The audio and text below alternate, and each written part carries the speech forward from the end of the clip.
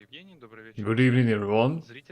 Today we're gonna talk in a different format. I, as Alexander, acting from the viewer side, will be asking Evgeny Levin tricky, complicated questions. Evgeny Levin, in turn, will answer them and demonstrating his screen, explaining certain points. I prepared a list of questions from my side. We go through them, probably present this in the form of some kind of a podcast. We try to choose the trickiest and most difficult questions, the one that only he can answer. So I pass to the Evgeny. Yes, good evening everyone. Today the format will be specific nature, question and answer. So yes, Alexander, prepare the questions as I understand. And of course, I don't know much of them. Some of the questions we discussed beforehand, but about 50% I absolutely have no idea. Neither the question nor accordingly the answer, so I'll be answering them at the moment. So let's get started with the first question, so kind of opening one. Probably we'll start with the general questions. What type of arbitrage do you use in ARBCORE? In fact, there are many types of arbitrage. Arbitrage can also take place on CEX, on DEX, through bridges. So in reality, there are many strategies. And the current moment we work with CEX exchanges. So yeah, centralized exchanges. And we use Synchronous arbitrage. So what is it? For example, there's a cycle arbitrage, right? I briefly explained how it works and why it's not convenient to use now and what synchronous mean. The same analogy for comparison. We worked 5 years ago, 4 or 5 years, when we started our activity in arbitrage, and at that moment, the cycle arbitrage was very relevant. We would buy one exchange, transfer to another exchange, sell there. And why was such a strategy relevant then? Because exchanges didn't manage to keep up with each other price positions. They weren't that many bot-based elements and the exchange themselves, and accordingly these allowed high-quality cycle arbitrage. Then of course, over the time, year after year, naturally improvements of exchanges, improvements of the exchange segment, various technologies, including security, that's how we came to a certain conclusion that cycle arbitrage becomes unprofitable and inconvenient, because while you are transferring from one exchange to another, the price can change and you can not just fail to earn, you can get in minus. If we start considering such type of cycle arbitrage, then what is it? And it's when at the same moment we send orders to one exchange to buy and to another exchange to sell in equal amounts. Essentially, how does the flows work? We send 50,000 USDT, for example on Max, and perform conversion, kind of a swap. We buy Solana, and accordingly we send the equivalent of $50,000 in Solana to Gate. And accordingly, we exchange Solana back into USDT. And at that moment, the difference, a certain spread is formed. And this spread, accordingly, the transaction hash, we already broadcast in personal dashboard. So, in fact, that's the answer to the first question. The current moment synchronous arbitrage is quite profitable from the point of view of profitability, because it happens instantly, and from the point of security, because the transactions happens here and now at one moment on two exchanges simultaneously at the same time, which reduce the risk of losing the asset and similar things. We also save a lot of time on that. But yes, I understand that we go in more into details about the system itself, what's happening under the engine, for those partners who would like to see not just the dashboard but actually understand it. Yes, I'm sure that the exchange that we mentioned, we analyzed them again during the Zoom. The second question is also important one and comes up quite often. What arbitrage bots does the company use? Okay, since we already on the Zoom, I had a technical breakdown prepared and I won't focus on it for too long, but I will now share my screen and let's quickly go through which bots are used, how many there are, and what are their qualities. Just briefly, to the point, because this information will in any case be published over the time on the website as an FAQ. By the way, these questions you're asking now, I think we build a certain model from them and add it to the FAQ section where people will be able to read in details about each strategy and each bot. After this Zoom, I think we will get to it, pass to the technical department so they can do it. One moment, I just share the screen.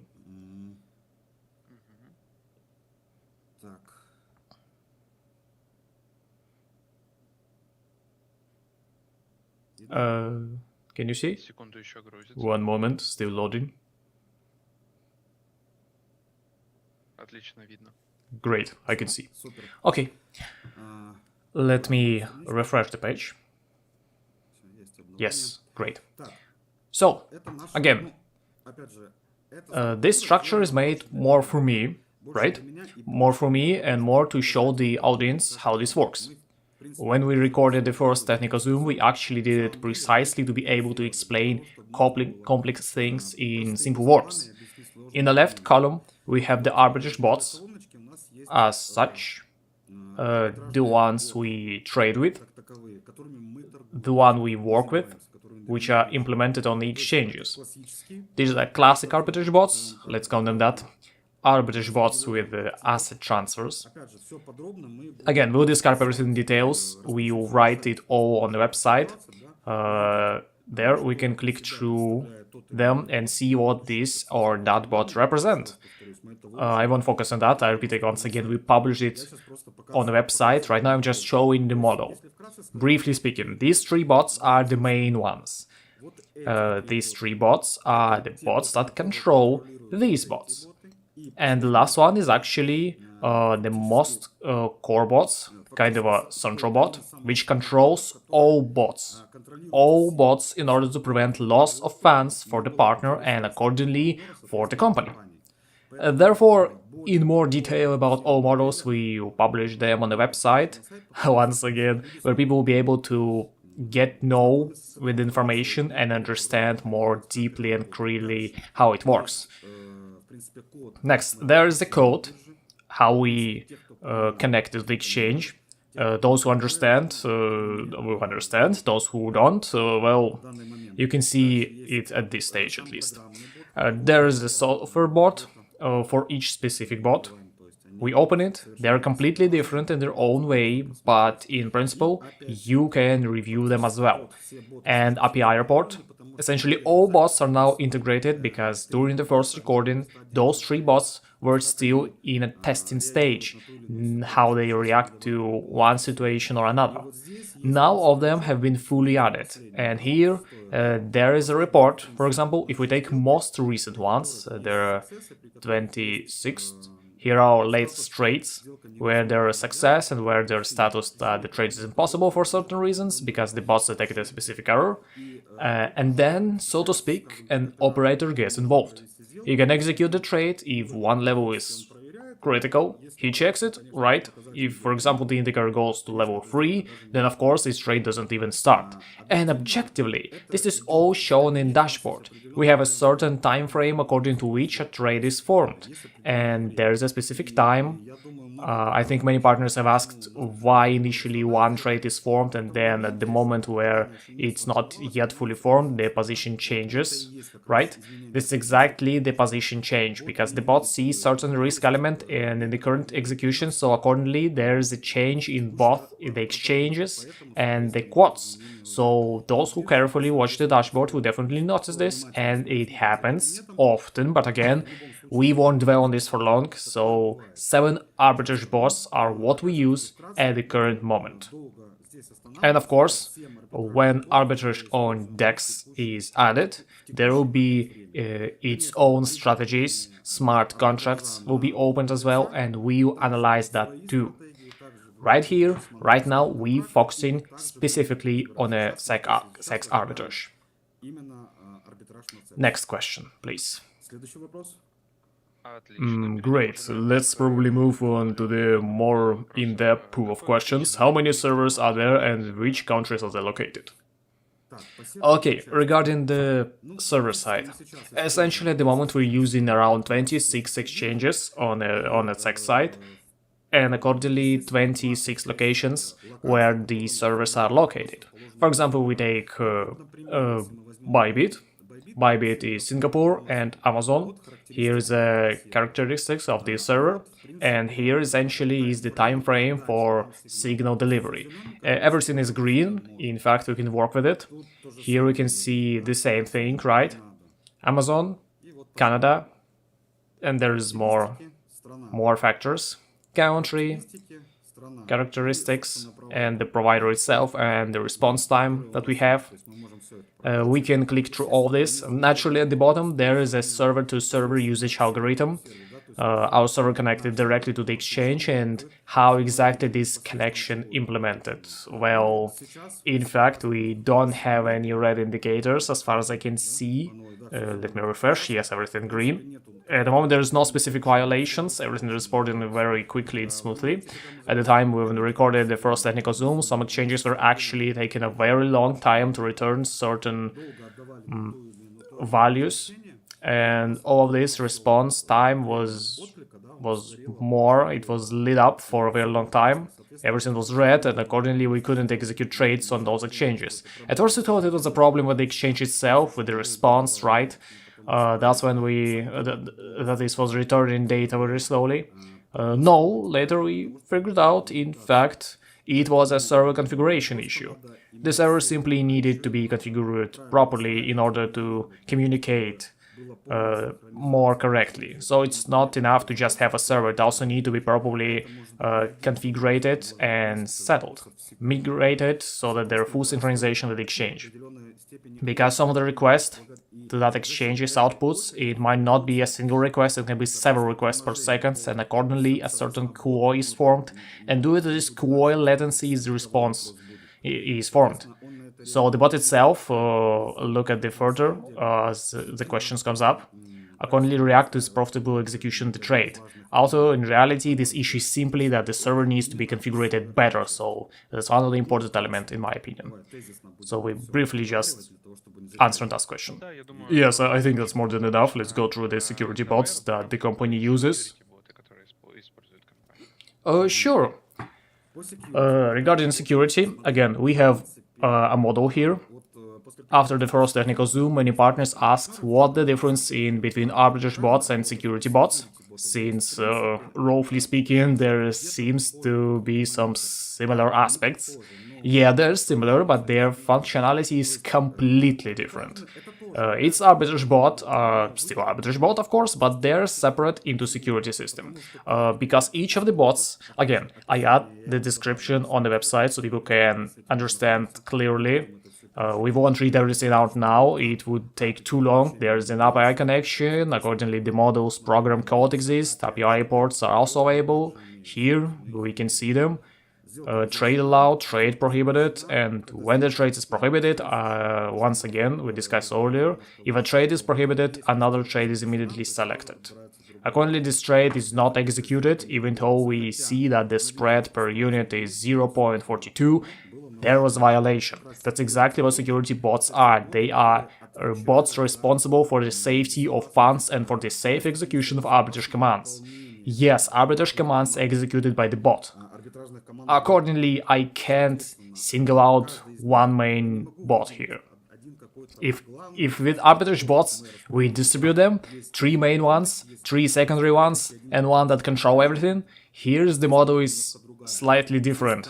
Each bot controls the other, and in the end, when there is full alignment of the parameters that we set for trading, for arbitrage trading, we see this kind of result. When are no conflicts between the bots, well, okay, here's a small conflict you can see. And even with such seemingly insignificant conflict, the bot signals the trade already cancelled. Again, even though the spread is very good, but we also see below that, for example, 0.35 per unit. Also fairly good spread, and the trade was allowed. We have an indicator, yellow meaning it's under review. Trades are executed, all except the cancelled one. What does it under review mean? A trade under review, that's the trade that we memorize at the moment. That is actually executed. If we see there is no critical moments, then of course the operator, we have 4 operators per day on duty, right? All of this happens automatically, but in any case there must be an operator who monitors this or at that moment. Because if we just let everything run freely, then even in situations where a trade is questionable, it wouldn't go through. We would lose money. That's why operator is needed, is required. He simply, even at this moment, in his admin panel confirms that the trade, if he sees that there is no critical level, no red indicator, and he also sees the code that was returned, for what reasons, right? Well, not returned by the exchange, but the bot sent a certain request and received a response from exchange. And if it's if it's really negative, then the trade is not executed. And everything is positive, or there's a yellow element, a kind of a middle ground. Could execute it, could not. That's at the discretion of the operator. But there have not yet been any critical trades, so to speak, that went to 0 or into negative. As at the current moment, we've been working for about a month and a half already, so the system is proving itself. The security system shows fairly high quality performance, again, not because the algorithms are complex, but because they are properly configured. After all these algorithms individually can be purchased on the internet. These bots, of course, these need to be refined, right? Each bot needs to be refined, its own way that's function within the overall system. But in general, all this can be acquired. But this issue is not acquisition. The issue is configuration and synchronization of all elements. So security bots work, for example, together with arbitrage bots, so there's a good interaction with the server side, installation on servers plus adaptation with the exchange. That's a very labor-intensive process, filtering and configuring this entire system so that the whole it's a complicated procedure. So during the process we don't have losing trades and don't execute trades that could push company assets into the negative. So yeah, that's right. Let's continue. I think it's time to move on to the discussion pools. How many pools are you using at the current moment and in what volumes? Okay, pools, right? Yeah, here's pools.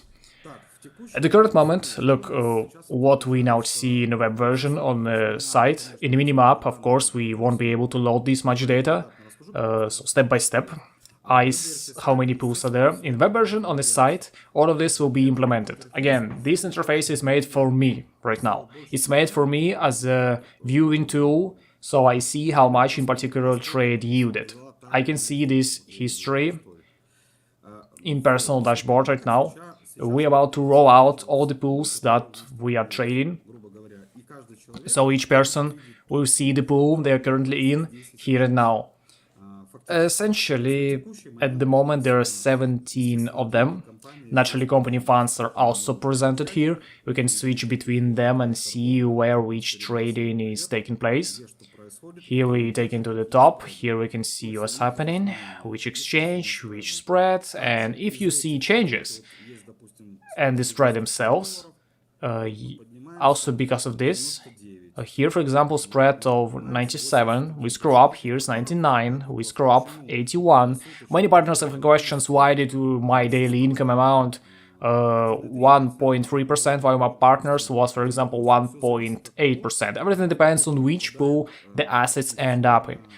Today, during the morning coffee break, we were just discussing this point. Possibly we'll come to a decision where the assets amount will be split into several parts so that the distribution across the different pools, a person can use part of the assets too. Well, roughly speaking, Tosha spread of 81 as a whole, for example, and also 99. But this accordingly, the percentage become higher, and the average arithmetic percentage taken together will give for such partners somewhere around 1.7 on average, which in principle is acceptable both for the partner and accordingly for the company, because the company fulfills the obligation in this way and closes its own issue. At the current moment we have 17 pools, all of them can be viewed, all this will be added to the web version of the site. I think within a week we deploy everything, and all partners will already be able to clarify and observe which pool we work in at the current moment, what the spread in particular pool, given here and now. And all this will be added to the resource. So I think nothing more here to explain.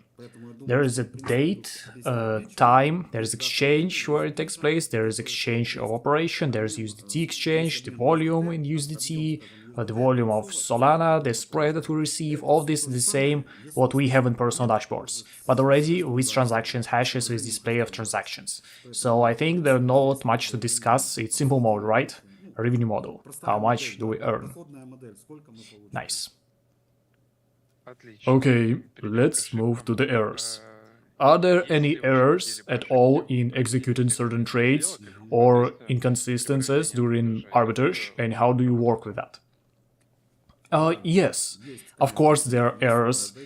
Every exchange has them, some more, some less. Here you can see, for example, a few errors. Again, this is not an arbitrage error, this is a specific request-related error. Here we have cancelled trades, that's where we sent a request, and for some reasons, again, the reason could be, as we said initially, a server, because of the lock or errors, right? It could be error in the synchronization of certain data. These are any errors that may appear where the bot detects some kind of risk direction and where it does not recommend executing a trade at that moment. So in fact, every exchange has a set of errors, and some have just a small number of them, others more. For example, Binance, it's supposed to be a top exchange, but look at how many errors Binance produced over the period. There are also technical errors. This we can already examine directly in the code, yes, to also understand how to deal with them. I think we also see what we're talking about here. But yes, errors of course exist. They are not critical, many of them non-critical, but nevertheless arbitrage itself is a living organism. We can associate it with some kind of a living thing that works online right now. And essentially here and now we're taking spreads, we analyze this in markets, our bots working for us. They analyze the market, analyze the pros and cons, analyze the profitability of the trade itself or the unprofitability of the trade. And naturally, the request we send to the exchange, the responses we receive, and of course an element of error is present here, but overall, over the entire period of operation and the beta tests that we conducted, there actually weren't that many of them. Most cases were related precisely to servers, which I mentioned above. Specifically, tell me the time frame, and I tell you. Yes, the time frame. We didn't fit into a certain time frame. Accordingly, the exchange returned and response to us. We proceeded slowly, and this caused a number of errors, due to which trades were actually cancelled. But we figured this out, and why I already said on Zoom, for us this is a serious trial month. We actually eliminated many such issues, and now the system, in my opinion, works perfectly. But overall, regarding errors, I think there's not much more to say. Of course they exist, of course they're here and probably in any business, but we look at them, analyze them, and try to resolve them as the problem in our side. Excellent. That's a good answer. Another question here, how many exchanges are involved? Is there a main core, and what is the core in general, where all exchanges are monitored? Oh, yes, of course. We just go into this. Here, we can see it. This is the foundation of all foundations. This is our again, this visual part of the core. We see incomplete functionality. This is a reduced version of the core. All this data, all it's running here now. We all be delivered to our website. The website will have full integration of this model, so that each partner could see what spreads were, for example, are given in a particular cryptocurrency and on which exchange, in which country a particular spread is occurring at the moment. Yes, we see large movements because markets change and accordingly trading is ongoing and spread change too, but even if we look at the core, we can see spreads exist all the time. We can see such peak elements. We could say, wow, on a Bitcoin you could earn, say, $900 to $1,000. Yes, we could earn such amounts. For example, there were sufficient volumes on that exchange. You always need to look at the average value. Again, in the full core we have an addition to Quartz and the entire exchange database volumes as well. We didn't enable them here because it would break the visual structure itself of what we want to show you. But statistically, I'll say that you always need to choose the middle, the golden middle. Our golden middle is from $300 per Bitcoin to $500. In principle, there's a ratio here, you know, a ratio of price and the ratio of quality. Quality for us means volume on exchanges that we could exchange without paying, and stable spread that we see on a regular basis. Bitcoin is already on the site. We have opened limits, yes. No limits. The percentage of portability that a particular cryptocurrency provides, again based on the core data, and how much Bitcoin can yield per day using an arbitrage strategy. This is on the site. But full integration of all exchanges, there are about 427 of them that we use at the current moment. It will take a very long time to scroll down and very long time to scroll up, but nevertheless, all of this is used. Next, we can also look at the Ethereum. It seems like smaller spreads, right, compared to Bitcoin, but don't forget the price of Bitcoin and the price of Ether. If you again take the middle, the average, this range, and multiply it by the price of Ether, or divide the price of Bitcoin by the price of Ether, we will get results that no worse than Bitcoins, and in some position even better. Everything, again, depends on which market we enter and which markets we work with. In order to integrate all these exchanges, we currently using legal model where we want to open in 4 different countries. That's our model that we're using. We have China, we have Europe, we will have USA, and we will have Canada. In principle, I think these 4 company models will allow us to cover all the markets that we're currently monitoring and that we will use in the future. We can also see Solana. We see certain spread, again, maximum, minimum. You need to take the average, but here the stop is taken because we take a single unit. Per 1 unit there will be no arbitrage spread because commissions will eat everything up and will be in negative, but with volume, let's say 100, we were earning an average right now, which is the golden middle. We have 50,000 held in Solana. And that's exactly the values that we have. But let's not forget that right now we're using top exchanges, right? And going forward into the future, we will continue to use them. But in addition, other countries will also be added. If we have China, Nigeria, Argentina, Vietnam, in fact, the pricing from exchanges is very broad. And the quality of operations, meaning, let's say, the capitalization that the company can accept in full volume when we integrate all exchanges, we integrate all cryptocurrencies that are listed on the website, the company can painlessly, without trouble, operate. At the moment, with more than $1 billion, which allow us to maximize capitalization, to expand as much as possible and not to worry at some point. We have situations where assets exceed what we're able to trade, yes, at the moment, but therefore, of course, the system is both secured. We will, with the correct, again, I repeat, configurations. So, in general, this model is also transparent, because we can directly, here and now, retransmit the spreads essentially online. We can retransmit all transactions, we can show where the income comes from and how the integrity of the company as a whole is formed. Yes, that's how we manage its capital. Let's say, regarding what else we can highlight in the core, we have broken down 5 elements: the bot, ARBCORE security, server, pool, and errors. That's how they are, allocated in the separate folders. The partners can see how communication happens, and the exchanges accordingly where the bots are.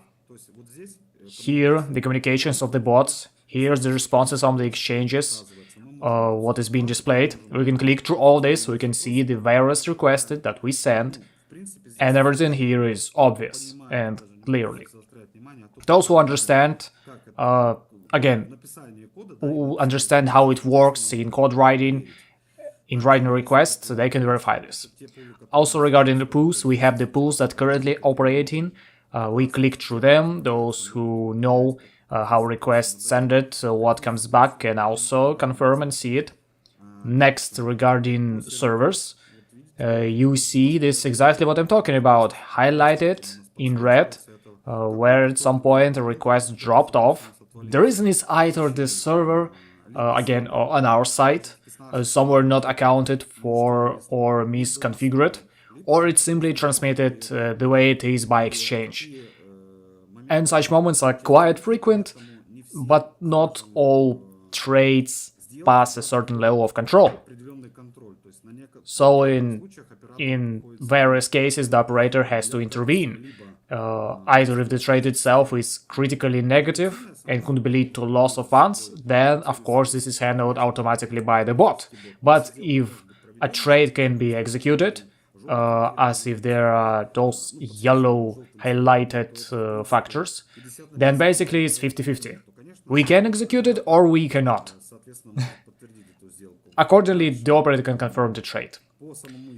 Next, regarding the core itself, requests, all of this we can review for those who are interested in how it works. And regarding errors, here is also error requests that are flying around. Everything visible here. Again, we won't dwell on this for too long, because overall this is already a narrow specialization for partners who understand software and program code.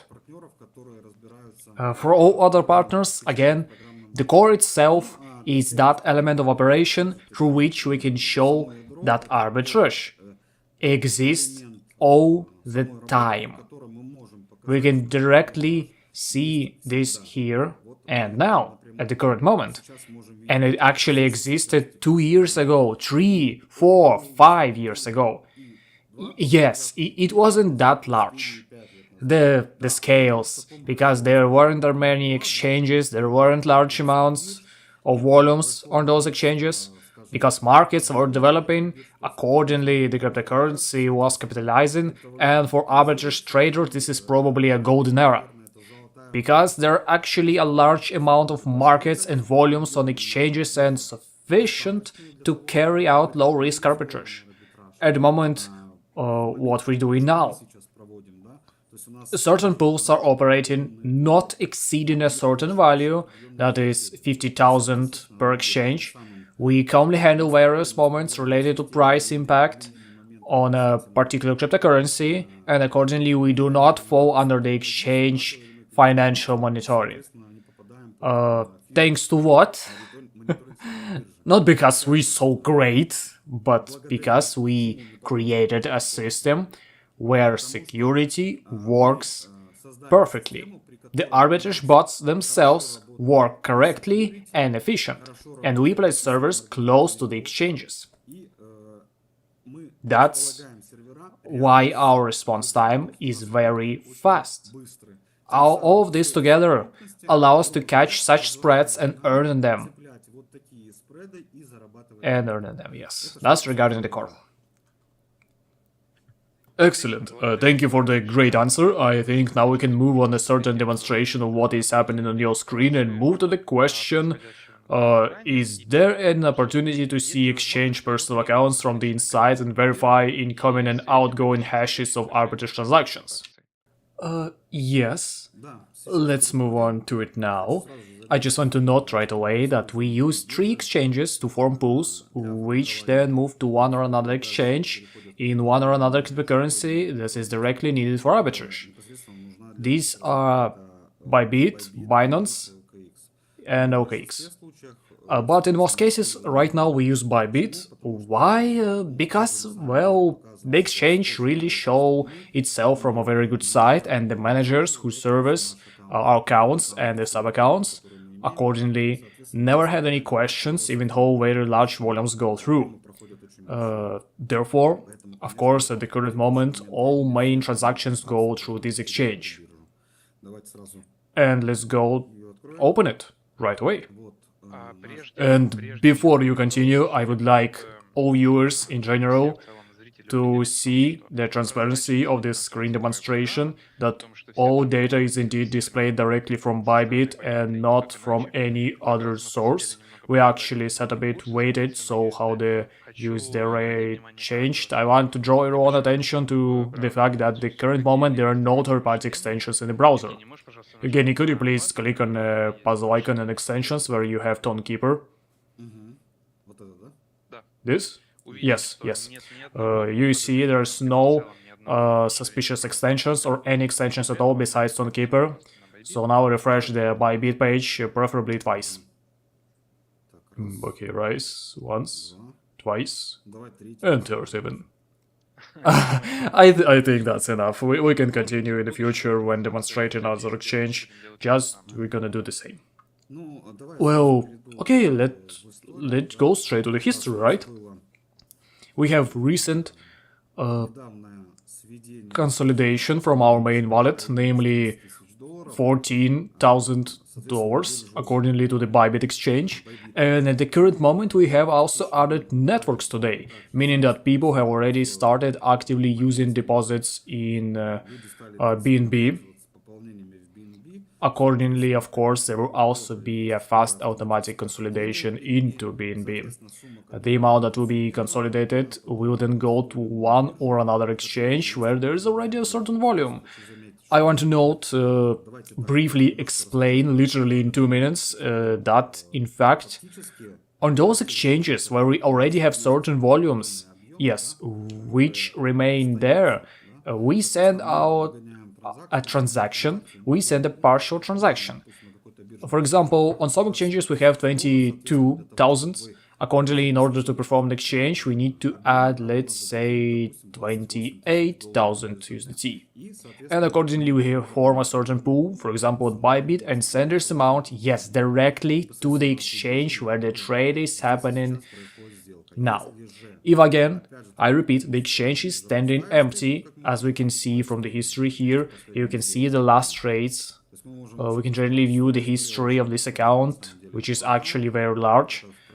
Briefly, we can do it and see how many consolidations there, what amounts are moving, 50,000.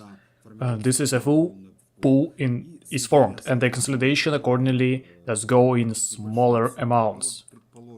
Like, for example, let's take 14,000. Let me open Tonekeeper. At the current moment, I don't know, we probably have to search for it a little. From this wallet, assets come in, and from this wallet, assets are withdrawn. So let me just try to find this exact transaction. Unfortunately, most likely, the browser itself does not allow us to see your Tonekeeper wallet as an extension.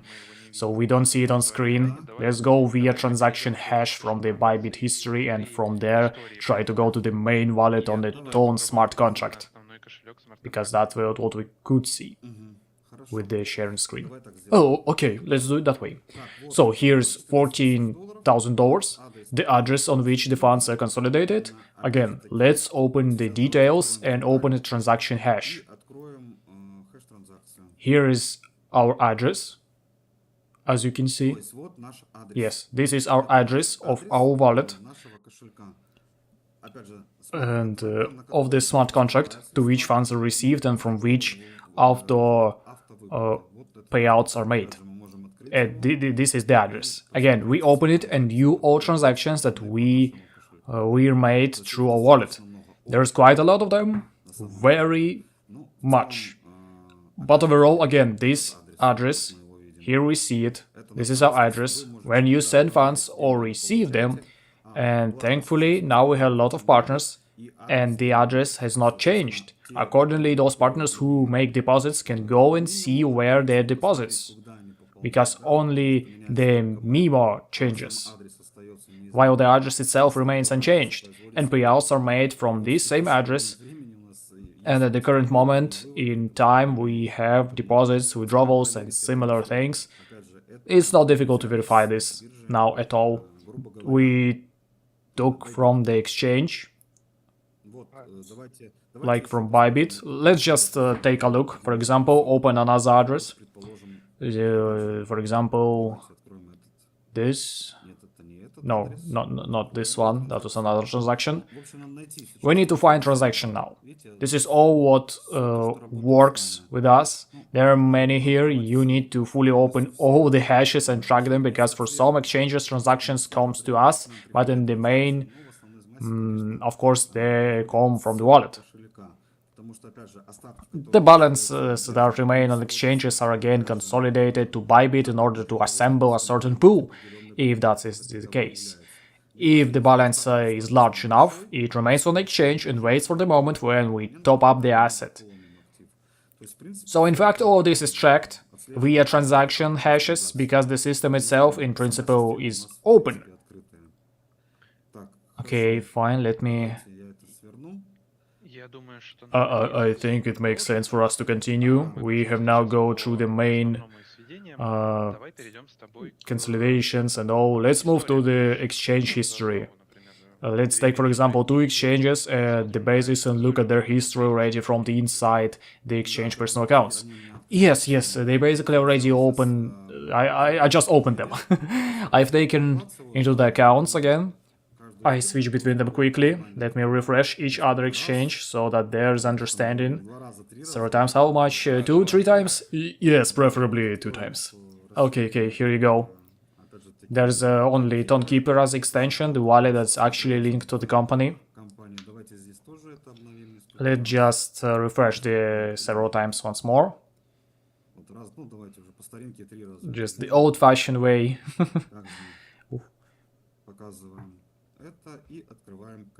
So show this and open an account. Now we review using the example of the personal account itself. Here I select certain transactions. Here in the history, it was more interesting for me to look at where 2 identical exchanges were involved. Why? I'll explain. Because at the moment when we retransmit a particular trade, in fact, the trade takes from 50 minutes to an hour and 10 minutes, approximately, depending on the exchange, but since the number of pools we have is still greater, in fact there are 17 of them, as I told before, then some pools are entering parallel to the current trades that are being used.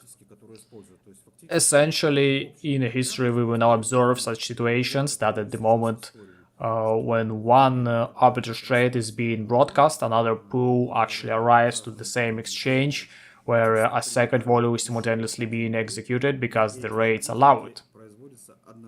That's a normal practice, actually. This is how this system works. Therefore, let's consider again, taking the history into account, looking specifically at these 2 exchanges. Now,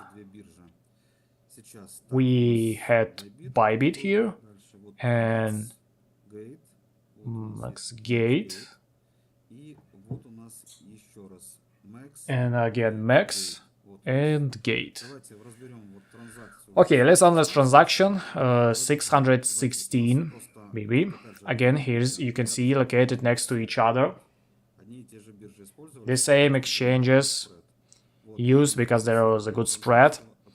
Here we fix the transaction, open max accordingly, and look into on the max.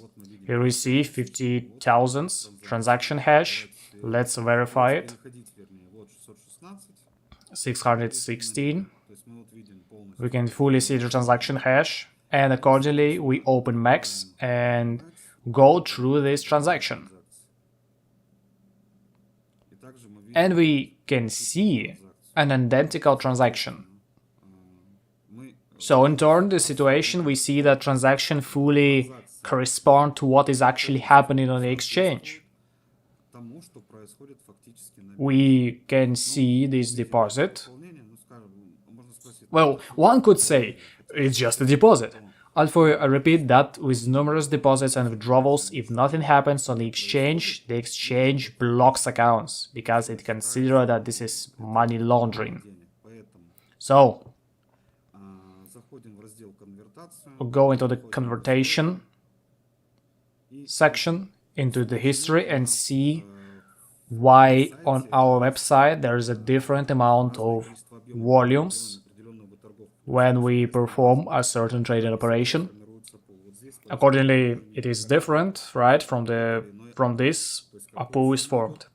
Here is a history. We can see how this or that exchange takes place, what amount goes, how much Solana, over what period. We can open a couple of pages and see everything is visible. I just refresh a couple of times so that people understand it's not a fake. And we can see 3.5, 4.9, and here's the amount of Solana that we receive. In total, we get the result that we want, right? Because since we are WP clients of practically all exchanges, because we perform a lot of trading operations, and accordingly our commissions on swaps or on trading or on other things, depending on our arbitrage strategy, arbitrage bots again, where they enter and how they do it. This affects the amount, it's very minimal, therefore in fact we do not incur losses. We have now gone through this. Here's max, and now let's still verify the second transaction. It was Gate, and here is a transaction on Gate. So let's open Gate.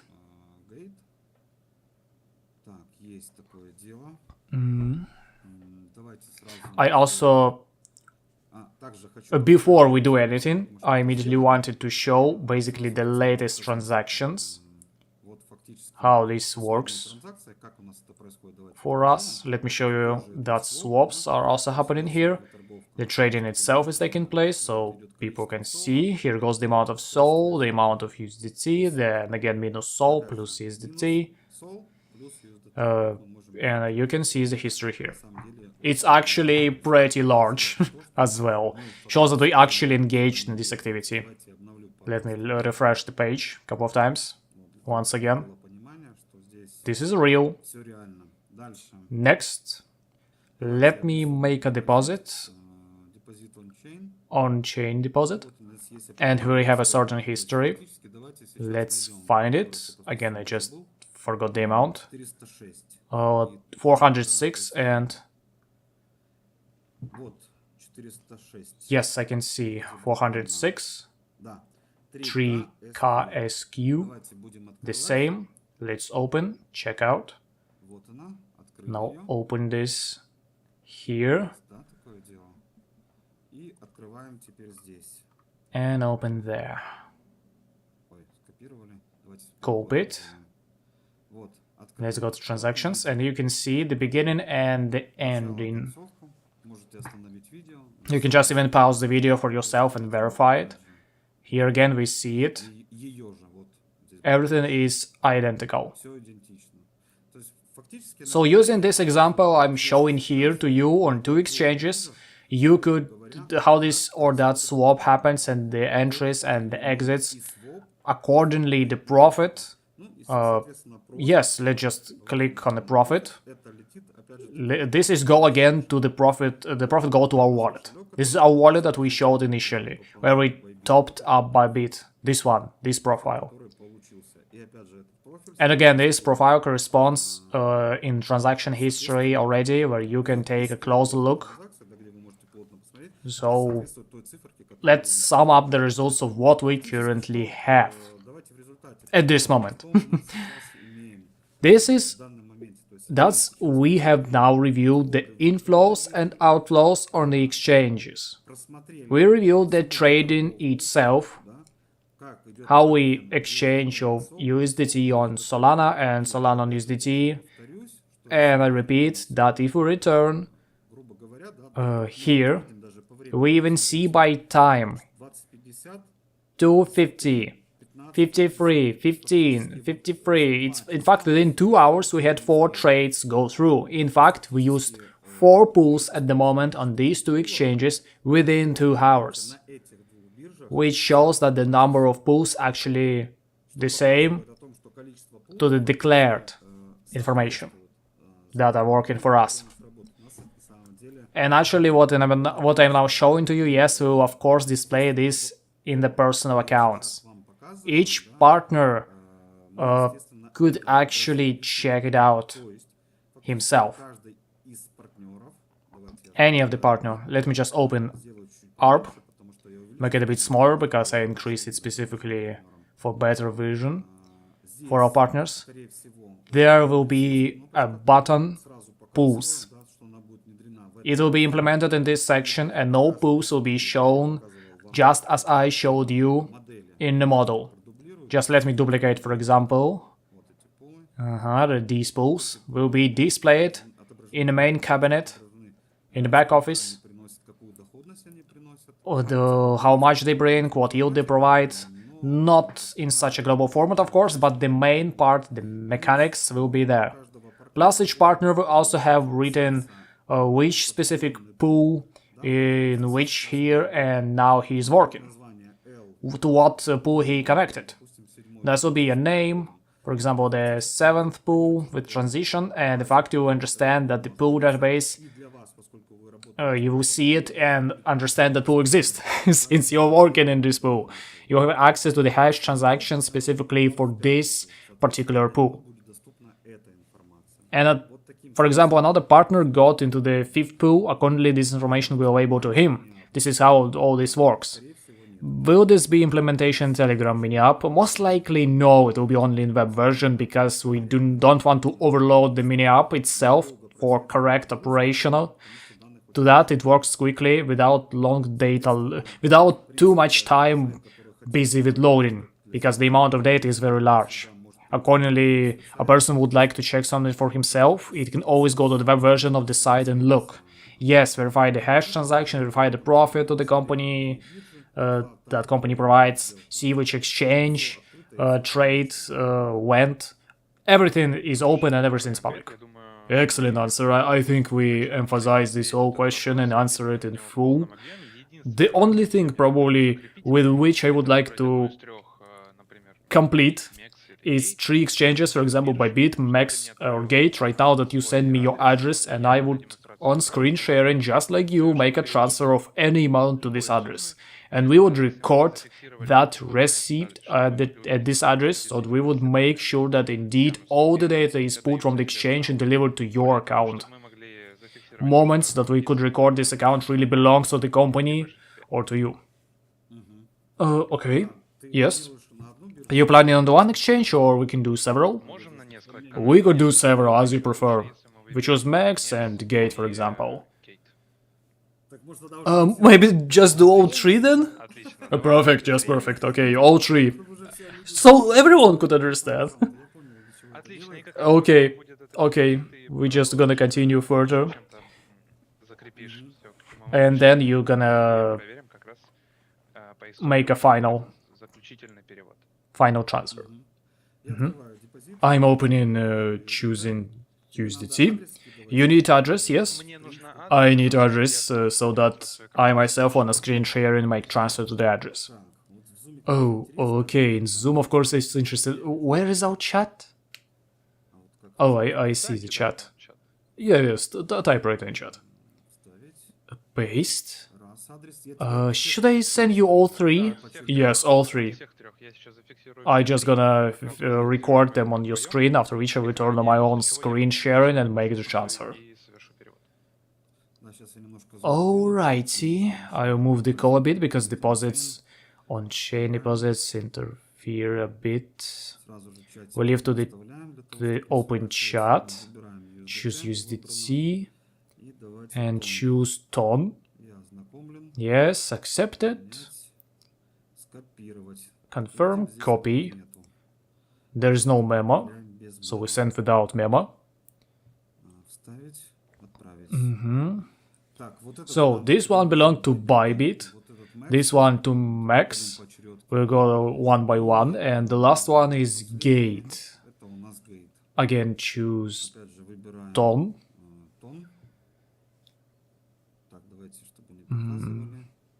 To not show again. We have a good moment here. We have two addresses without memo. This is because many partners skip memos, and then our technical departments really struggles with restoring cryptocurrency data, so do not forget to specify memo if they are required. In fact, we have three addresses. First, let me open it again so everyone can see. This is Bybit, address from where we consolidate from our Tone wallet. We consolidate the assets and pools are formed here. And here's the address, you can see it. You can look at the first one. I think on the recording in general, anyone will be able to pause and see, because they will also see how I will be transferring. My only request to you is temporarily turn off your screen sharing so that I can share my own. Sure. Let me just stop the screen sharing now. Excellent. Great. Now I turn it on the screen sharing. Alright. So everything visible? Yes, perfect. Great. Then we start with transfer to Bybit, if I recorded it correctly. If I copied it. Let's just put some unique amount, like 566. 666, yes. Great, okay, confirm. Perfect. Done. The first amount has been sent to Bybit. We fixate it. Now we move to the history of the specific account to check and compare all transaction hashes for each exchange we transfer into. This transfer goes to max. Repeat another nice amount, 666. We confirm the transfer. Great. Moving on to the gate exchange. For gate we need and memo ID. It must be specified here. Repeat the amount 666.66 and 6. One moment. This particular transfer will need to be confirmed. Let me probably do this last one from my phone, so it's easier for us not to enter additional passwords right now. In any case, the dashboard will see this transfer in the history as well. Yes. Basically, we already have the address, we can verify it, and the amount is essentially exactly the same, 666.666. Yes. Anyway, we'll open the same desktop dashboard just to make it easier. One second, because everyone understands perfectly well, I obviously acting from the user side and asking really difficult questions, but the first two addresses were in my trusted list, and this address, the last one, isn't, so it will be much easier if we make transfer from my phone using Face ID, and I don't need to enter additional passwords for transaction. Just give me another 20 seconds.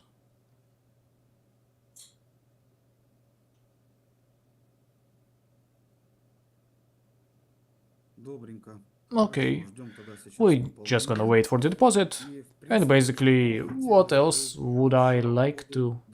Oh, yes, done. What would I like to summarize?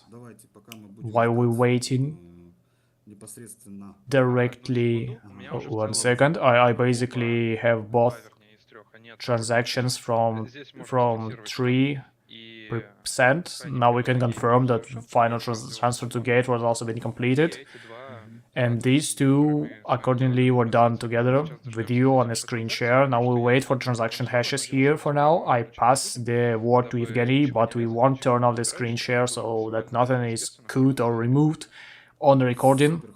Okay, great. We also need to But I also need to turn on screen sharing, yes? Yes, immediately after me will open these transactions on my screen so that later on the recording they can compare it with each other and see the exchange account. Okay, perfect. Then regarding this video review, and let's start summarizing. While we were waiting for the actual transfer for the funds to arrive on the exchange accounts, we can fully make sure that these exchanges indeed belong to the company itself and naturally that we bear full responsibility for them, meaning that the money doesn't come from nowhere, from the thin air, and no hashes are fabricated here.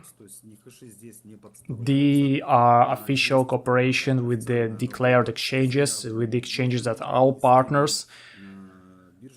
Now, speaking generally about arbitrage, about the arbitrage model itself, in my opinion, this arbitrage strategy, namely synchronous arbitrage, is very convenient. The reason why is because in the first aspect we don't take risk. There are minimal risk where we could lose asset because arbitrage is carried out instantly. Which means buying and selling happening at the same moment. And there's certain fixation of the exchange rates, which is really saves a lot of efforts. Second, what I'd like to note, something important today, what we saw in the core system is that arbitrage always existed. We don't need to chase a specific quote or arbitrage spread because you simply won't catch it. You have to understand, and the bot understand, the arbitrage always exists on these exchanges. Which arbitrage you catch, which spread you take, that's another question. But again, I repeat, it exists all the time. Therefore, with analytics, with massive database, namely the core that was shown to you, it's not difficult to analyze all these aspects. And the third point, why this model is interesting and why this business is interesting, because this direction generates enormous income. This direction provides transparent, and yes, I want to emphasize this, transparent income from which the company can afford to work completely and clearly with all investors and partners, fulfill its obligations to investor, partner, and also reward partners for working with the company. That's mean we have enough funds to cover marketing, partner marketing. This is important because for us it was probably the major stumbling block when we were implementing the product for everyone. Not just for ourselves, as we worked in previous years, but for a large audience, for a large community, because let's be honest, I'm used to saying things as they are.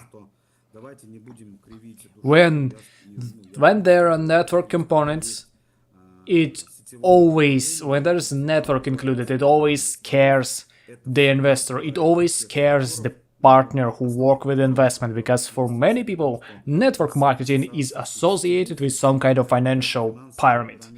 Let's call things by their proper names.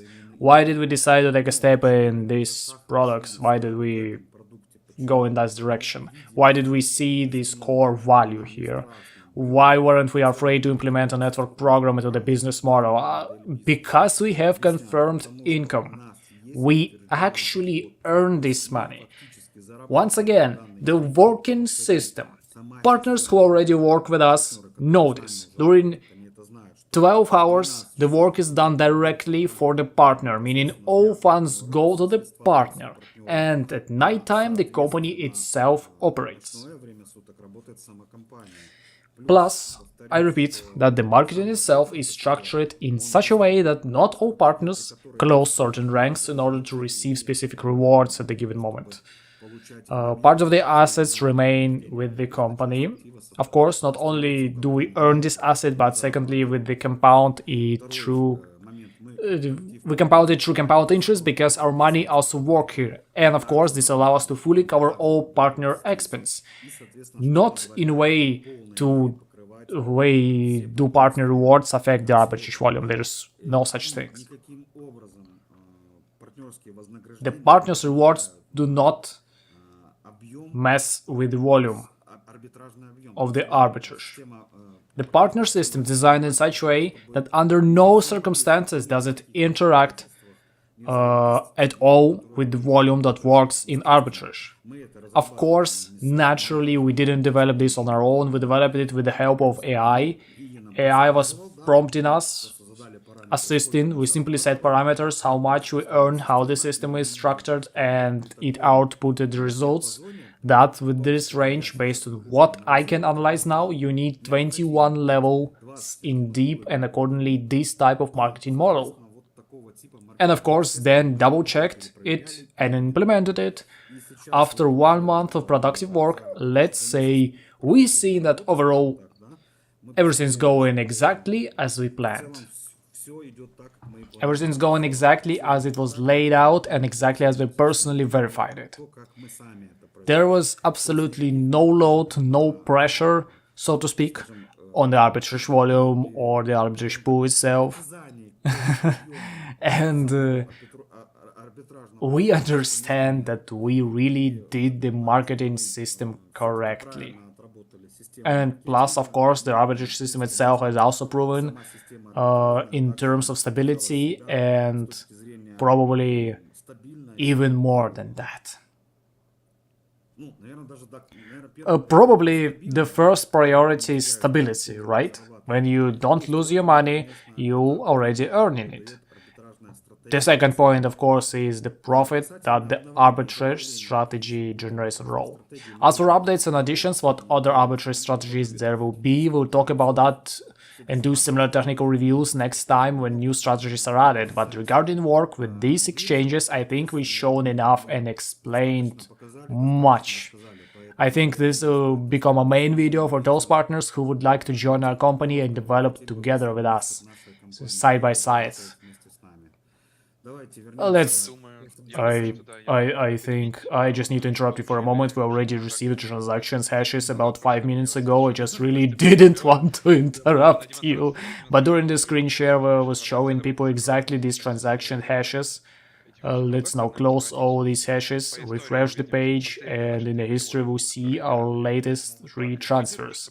The one that I will probably select, this to people understand which one is about. We see transaction hash here, open it, fix it. We see transaction hash here, we open it, fix it. We see transaction hash here as well. Look, right now on the recording you can pause the video and I'll specifically remember, for example, these transaction hashes in this address bar or here at the beginning. So we can remember, by analogy, we remember these transaction hashes as well. I explained why. So thus on the Evgeny screen share, we can see whether these exact operations appeared in the exchange accounts and open them the same way we're doing it right now. I think transaction hashes are fixed. I highlight them once more like this. So they're even clearly more visible on the screen, specifically from Bybit. Great, we fixed them. Now I stop my screen sharing. Again, we won't cut anything. I've stopped it. And now, Evgeny, start the screen sharing again from your side. Okay, I just turned it on. Can you see something? It's still loading. Okay, now I can see. Let's check one by one. First one is Bybit. Okay, Bybit, it is then. We're in the deposit section. Here we see 686.666 details. One second, let's show together. This is the same account we demonstrated initially. Scroll a bit lower in the history so we can see that it's indeed the same account, the same transaction hashes, absolutely everything is the same. And that's why I wasn't showing my screen, you didn't log into some other Bybit account. You can verify this to all the viewers. Here, the address again, the one from the chat. I don't know whether the chat was visible when I forwarded it to you or not. No, it wasn't visible, but the address you copied for me visible. That's enough. So yeah, the address here is transaction hash itself. Again, we open it, we see it. Here's the address. It was sent from the address it was received. And here's everything here. We can see there's 14,000. Let me refresh once more. 14,000 that came from our wallet, from Tonekeeper, the one we consolidated, and the last transaction is exactly the same that came to us. Great, Bybit fixed no doubts. Bybit's fixed. Let's refresh Max. Here's Max 666. Open detail, remove some ads to see everything clearly. 666. And we can just let me adjust. Here's transaction hash, and we open it. Loading. Just a little longer. Okay, now we can see this transaction. Our wallet was specified, and accordingly the amount we received to this wallet. Excellent. Can I ask you? Yes. By the way, we showed one of the hashes here earlier. Again, can you can rewind the video and check 50,000? Those the same we received. Excellent. Let me just please ask you to go to the conversation section and show the conversion and show the history of conversion once again. Okay, let's go to the history, and we also duplicate it. Move to the next tab.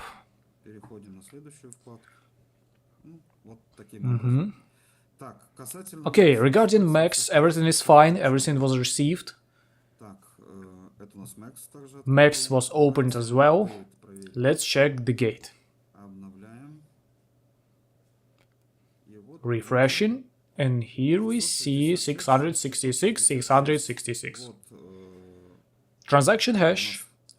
We're gonna open it by clicking. Here we have TXID 666.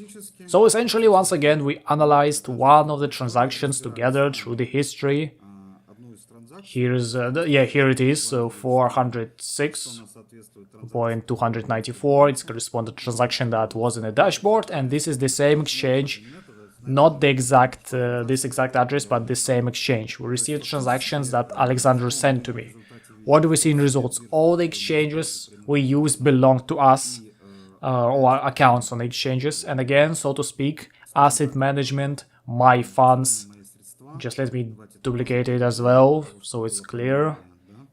Click one more. Again, showing you the swaps themselves. That is. So it's clear that the activity is actually real. So you can see the amount, relatively small, yes, within partnership, and for some partners who work with us, they're quite large, but overall within Arbitrage strategy, these are small volumes that do not disturb the operations of the exchange in any way. We don't influence anything with such volumes. There are many of them, but on the other hand, these allow us to work safely. So let's summarize the video itself and move to the personal dashboard and screen demonstration. Let me just turn it off, because we've gone through everything. It's my closing words. What I like to say, I want to thank Alexander for the fact that we worked through these questions. Thank you for taking the time to work with me so that we could show our partners the actual real operation of arbitrage, both from the technical side and from the side of the core itself. The very, very heart, the very brain, more correctly, of the arbitrage. And also the exchanges we interacted directly.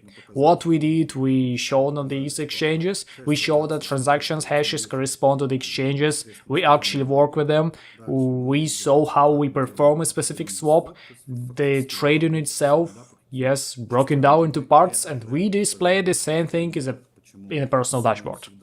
Why are the amounts always different? Because the pools is split into certain parts, since at different moments we sell at different rates, right? But in total, after the trading is completed, we get a certain spread, and in total across two exchanges we already get an arbitrage spread. We saw this, in fact, we confirmed that, and the exchange belonged directly to the company, the accounts. We managed these exchanges, we verified that they can be funded, we verified that. I think partners who want to focus on this can pause the video and cross-check, double-check everything. We have transaction hashes. Why we did that? Because that's probably the main question. Why was this planned? Why was it? What reasons? Not in order to convince partners that the model exists as such, because many partners who work with us are themselves engaged in arbitrage and perfectly understand how the system works. We don't need to prove anything to anyone, because many partners already work in this area. They worked with before as well in manual mode, but they worked. We did this for those partners who don't understand it very well yet, for whom what is shown is in dashboard is not enough. Also in dashboard we essentially show everything, and we have just, as we just reviewed. But probably this is the last missing note. We was open to you, the exchanges themselves, and actually showing you that what is happening with trading operations happens, pools where they formed, how they send to the exchanges, how everything is connected to each other. Probably that was the part that we're missing for some partners, and I think this video we have overall through analysis, this model, would like to wish all partners who will watch this video good profits. I'm very pleased that you are working with us. We're doing this for you. I'm very grateful to you. It was absolutely no trouble for me to be present here, and in any way. It was even enjoyable to ask some rather particularly tricky questions that I myself receive as well, and to clarify them here on the Zoom in order to generally close any remaining questions. I was glad to be here. I thank everyone for watching and wish you a good time of day, wherever you may be. Yes, that is. Wishing everyone all the best. Thank you. Goodbye.